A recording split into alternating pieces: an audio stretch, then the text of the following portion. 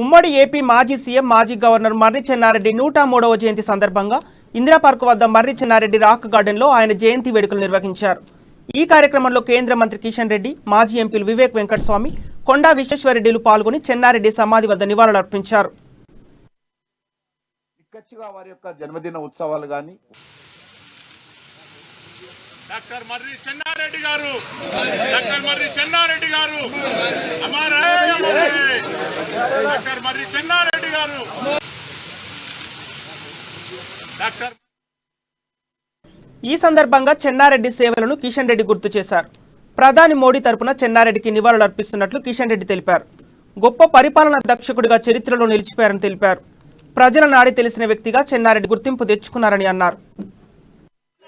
ఈరోజు తండ్రిగా మరి వారికి జన్మించడము వాళ్ళ పూర్వజన్మ సుకృతం. అదేవిధంగా నిక్కచ్చిగా వారి యొక్క జన్మదిన ఉత్సవాలు గాని, వర్ధంతి కార్యక్రమాలు గాని, వారికి సంబంధించినటువంటి చెన్నారెడ్డి గారి ఫాలోయర్స్ ఎక్కడ కూడా వదలకుండా చేయి పట్టుకొని నడిపిస్తారు. ఇప్పటికి కూడా మరి శేషారెడ్డి గారు, చెన్నారెడ్డి గారు వారసత్వంగా ఉన్నటువంటి రాజకీయ నాయకులు ఎవరైతే ఉంటారో వాళ్ళందరినీ కూడా ఇప్పటికీ కలుపుకొని ముందుకు తీసుకెళ్తారు. చెప్తుంటారు మాకు పరిచయం వచ్చినప్పుడు, వీళ్ళ ఫాదర్ మా ఫాదర్ తోటి ఉండేవారు, చెన్నారెడ్డి గారితో ఉండేవారు. ఆ రకంగా ఒక కమిట్మెంట్ తో రాజకీయాలు చేస్తున్నటువంటి వ్యక్తులకు జన్మనిచ్చినటువంటి మహానుభావుడు మరి చెన్నారెడ్డి గారు.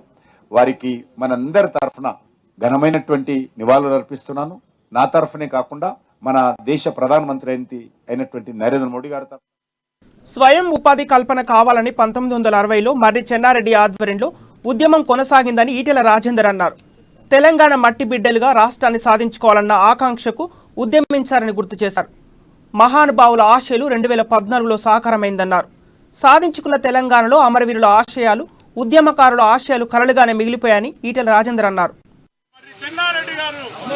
1950, 51, 52 ఇడ్లీ సాంబార్ గోబ్యాక్ ఉద్యమం, మా ఉద్యోగాలు మాకు కావాలని, మాకు స్వయం పాలన మాకు కావాలని మర్రి చెన్నారెడ్డి గారి నాయకత్వంలో 1969 ఉద్యమం కొనసాగింది. ఆనాడు ఇంత సమాచార వ్యవస్థ లేకపోయినప్పటికీ కూడా తెలంగాణ 10 జిల్లాలలో వయసుతో సంబంధం లేకుండా, పార్టీతో సంబంధం లేకుండా, పార్టీలతో సంబంధం లేకుండా తెలంగాణ మట్టి బిడ్డలుగా తెలంగాణ రాష్ట్రాన్ని సాధించుకోవాలని చెప్పి అకుంఠిత దీక్షతో గొప్ప ఉద్యమం కొనసాగింది. ఆనాడు ఆ ప్రభుత్వాల తూటాలకు 369 మంది ముక్కుపచ్చలని ముద్దుబిడ్డలు అసలు బాసిన సందర్భాన్ని తెలంగాణ సమాజం ఇప్పటికీ గుర్తుపెట్టుకుంటూ ఉంటుంది. ఇవాళ ప్రజాస్వామికంగా ఈ దఫా ఉద్యమం కొనసాగింది. మొత్తానికి 3 తరాల ఉద్యమం యావత్ తెలంగాణ ప్రజల ఆకాంక్ష 2014లో వచ్చిన తర్వాత ఇవాళ పార్టీలతో సంబంధం లేకుండా ఆపదలో ఉన్నవారు ఇంటికి వెళితే చెన్నారెడ్డి ఆదుకునేవారని గుర్తు చేసుకున్నారు బీజేపీ ఎంపీ లక్ష్మణ్.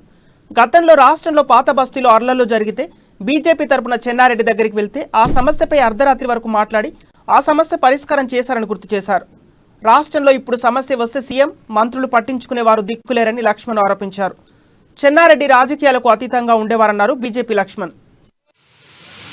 రాజనీతిజ్ఞుడిగా కాకుండా గొప్ప అడ్మినిస్ట్రేటర్ గా ఆ రోజు అధికారులు ఏ రకంగా చెన్నారెడ్డి గారి యొక్క ఆదేశాలను తెలంగాణ రాష్ట్రంలో పరిపాలనా దక్షకుడుగా అనేకమైనటువంటి వినూత్నమైన పద్ధతుల ద్వారా ప్రజల్లోకి వెళ్లేటువంటి కార్యక్రమాలకు వారు అంకురార్పణ చేశారు. చాలా బాధ్యత నిర్వహించారు. గవర్నర్ గా, ముఖ్యమంత్రి హోదాలో ఉన్నప్పటికీ కూడా ప్రజలతో మమేకమై ప్రజలకు అందుబాటులో ఉండే వ్యక్తిగా. ఆ తర్వాత కాలంలో మనం చూసాం ముఖ్యమంత్రులు ప్రజలు ప్రత్యక్షంగా కలిసేటువంటి కార్యక్రమాలు. నాకు ఇప్పటికీ జ్ఞాపకము, వారు తార్నాకల్లో ముఖ్యమంత్రి హోదాలో ఉన్నప్పుడు హైదరాబాద్ లో మత ఘర్షణలు, మత కళాలు జరుగుతున్నప్పుడు అర్ధరాత్రి నేను అప్పుడు హైదరాబాదు సిటీ బీజేపీలో బాధ్యతగా కొనసాగుతున్న సందర్భంలో దత్తాత్రేయ గారు, బాలరెడ్డి గారు, కిషన్ రెడ్డి గారు మేమందరము పాతపట్నంలో ఒక వర్గం వారి మీద బాగా దాడులు జరుగుతున్నాయి, వారంతా కూడా అల్లకల్లోలం అయిపోతున్నారని చెప్పినప్పుడు అందరం కలిసి ముఖ్యమంత్రి చెన్నారెడ్డి గారి దగ్గరికి వెళ్దాం, వారు